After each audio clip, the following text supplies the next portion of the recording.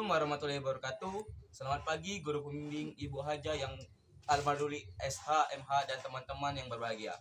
Pertama, marilah kita pujikan puji dan syukur atas kehadiran Allah yang Maha Esa, yang telah memberikan kesempatan untuk bertemu dan juga berikan keselamatan serta kesehatan sehingga dapat berkumpul di ruangan ini.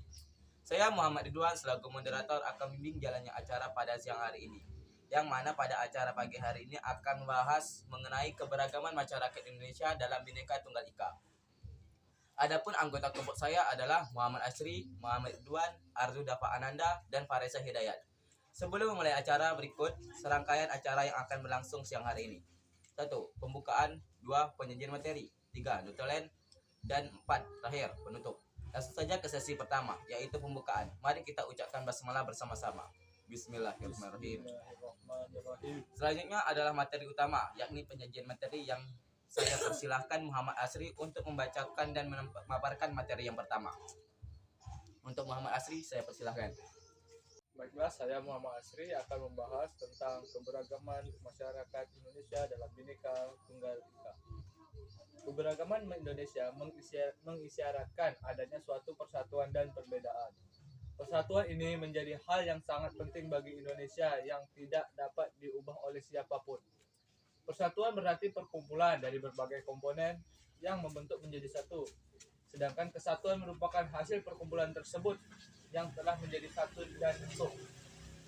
Alat yang dapat mempersatukan bangsa Indonesia yaitu Dasar Negara Pancasila, Undang-Undang Dasar Negara Republik Indonesia tahun 1945, Bhinneka Tunggal Ika, Negara Kesatuan Republik Indonesia, lambang-lambang identitas nasional seperti bendera merah putih, lambang negara Garuda Pancasila, dan lagu kebangsaan Indonesia Raya. Prinsip-prinsip persatuan dan kesatuan yaitu prinsip Bhinneka Tunggal Ika, prinsip nasionalisme Indonesia, prinsip kebebasan dan bertanggung jawab, prinsip wawasan Nusantara, dan prinsip persatuan pembangunan untuk mewujudkan cita-cita reformasi. Keberagaman masyarakat Indonesia meliputi suku bangsa, agama, budaya, ras, etnis, adat istiadat, bahasa daerah, perdagangan politik, dan golongan.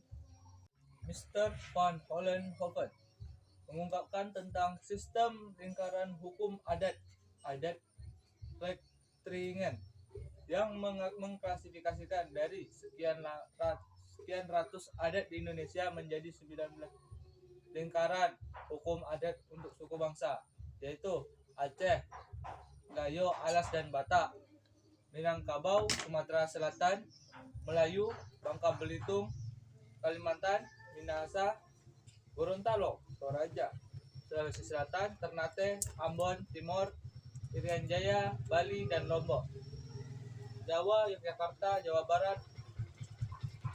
Ada beberapa daerah di wilayah Indonesia yang memiliki sistem kekerabatan yang masih kuat dianut oleh masyarakat. Sistem kekerabatan tersebut adalah parental, patrilineal, dan matrilineal.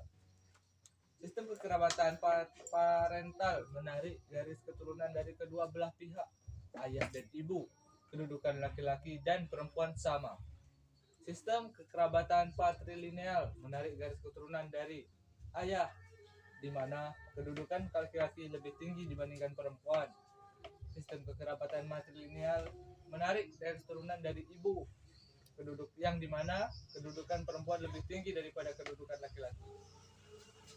Dampak positif yang ditimbulkan dari keberagaman masyarakat Indonesia diantaranya terciptanya integritas nasional, menjadi sarana untuk memajukan pergaulan antar suku, agama, budaya, dan golongan, dapat memperkaya khasanah budaya bangsa Indonesia.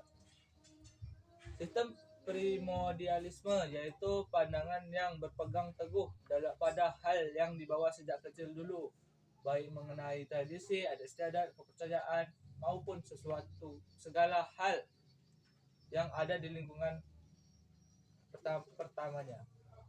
Karena Indonesia ini sangat beragam, maka rawan sekali terjadi konflik.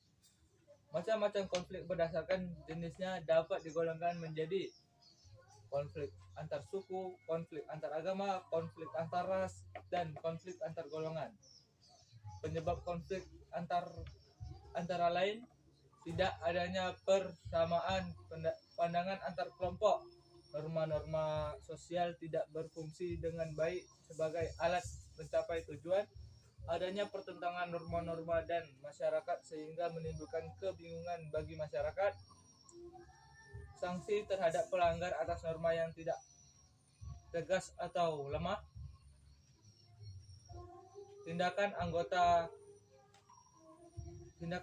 masyarakat sudah tidak lagi sesuai dengan norma yang berlaku, terjadi proses disosiatif yaitu proses yang mengarah pada persaingan tidak sehat, tindakan kontroversial dan pertentangan konflik.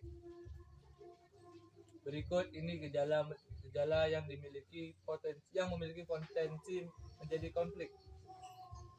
Gejala menguatnya etnosentrisme kelompok, sentriotip terhadap suatu kelompok, hubungan antar penganut agama yang kurang harmonis, hubungan antar penduduk asli dan penduduk pendatang kurang harmonis.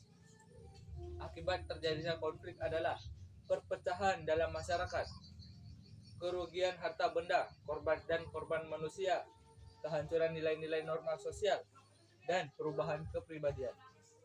Nah, untuk mengatasi konflik yang bersifat sara, suku, agama, ras, dan antar golongan, ada dua cara nih, yaitu secara preventif dan represif. Cara preventif, upaya dilakukan mencegah terjadinya masalah atau sebelum terjadi masalah. Contoh mengembangkan sikap toleransi, kerjasama, latihan bersama, dan sebagainya. Sikap represif adalah upaya mengatasi masalah pada saat setelah terjadi masalah. Contohnya penangkapan, pembubaran paksa, dan lain sebagainya. Cara kuratif merupakan upaya tindak lanjut atau penanggulangan akibat masalah yang terjadi. Cara ini bertujuan untuk mengatasi dampak dari masalah yang terjadi. Misalnya, pendamping bagi korban kerusuhan, perdamaian, kerjasama, dan sebagainya. Baiklah, sekian pembacaan materi dari saya. Lebih dan kurang saya mohon maaf. Dan saya kembalikan lagi pada moderator Muhammad Ridwan. Oke, terima kasih untuk Asri. Acara selanjutnya pembacaan notulen yang akan disampaikan oleh Arzu Dafa Ananda. Untuk Arzu, dipersilakan. Baiklah, saya Arzu Dafa Ananda akan membacakan notulen. Tema diskusi, keberagaman masyarakat Indonesia dalam bingkai Bhinneka Tunggal Ika. Hari tanggal diskusi, Selasa 23 Januari 2023. Waktu diskusi, 13 pas WIB sampai 14.30 WIB.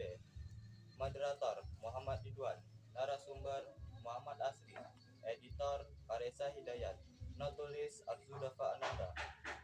Kesimpulan, Bhinneka Tunggal Ika merupakan semboyan negara Indonesia sebagai dasar untuk mewujudkan persatuan dan kesatuan Indonesia, di mana kita haruslah dapat menerapkannya dalam kehidupan sehari-hari, yaitu hidup saling menghargai antara masyarakat yang hidup dengan yang lainnya tanpa memandang suku, bangsa, agama, bahasa, adat, istiadat, warna kulit, dan lain-lain. Indonesia merupakan negara kepulauan yang terdiri dari beribu-ribu pulau, di mana setiap daerah memiliki adat istiadat, bahasa, aturan, kebiasaan, dan lain-lain yang berbeda antara yang satu dengan yang lainnya tanpa adanya kesadaran sikap. Baiklah, saya kembalikan ke moderator. Sekian presentasi dari kelompok kami. Saya selaku moderator mohon maaf atas kekurangan dan saya ucapkan terima kasih. Wabillahi taufiq wal hidayah. Wassalamualaikum warahmatullahi wabarakatuh.